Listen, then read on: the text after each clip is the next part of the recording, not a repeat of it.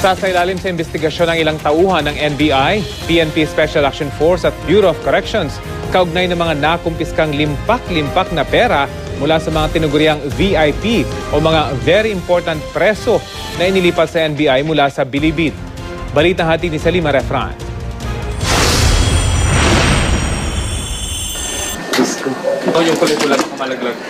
Inalis sila sa Bilibid, hindi lang dahil sa mga luho. Ang mga binansagang VIP inmate napatunayang di may access sa pera.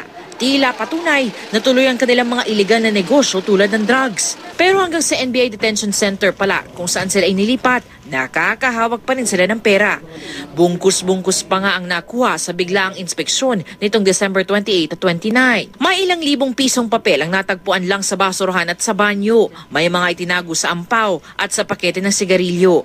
Ang nasamsam sa kabuuan, katumbas ng 700,000 piso. Magtaka ka, bakit pa nakapasok to? Paano nakapasok yung pera na yan?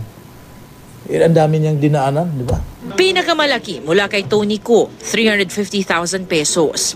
84,000 pesos at 475 Canadian dollars naman na nakuha kay Peter Ko, bukod pa sa isang driver's license na sa kanya, pero Wutuan Yuan ang pangalan. Talagang, we are a failure here. The NBI is a failure. Siguro because the facility is not ready for this. Isang malalimang investigasyon ang pinag-utos si Justice Secretary Laila de Lima para malaman kung paano nakapasok ang limpak-limpak na salapi sa loob ng NBI Detention Facility. Araw-araw na rin ang inspeksyon para matiyak kung nakalulus pa ang kung ano-anong kontrabando sa loob ng kulungan.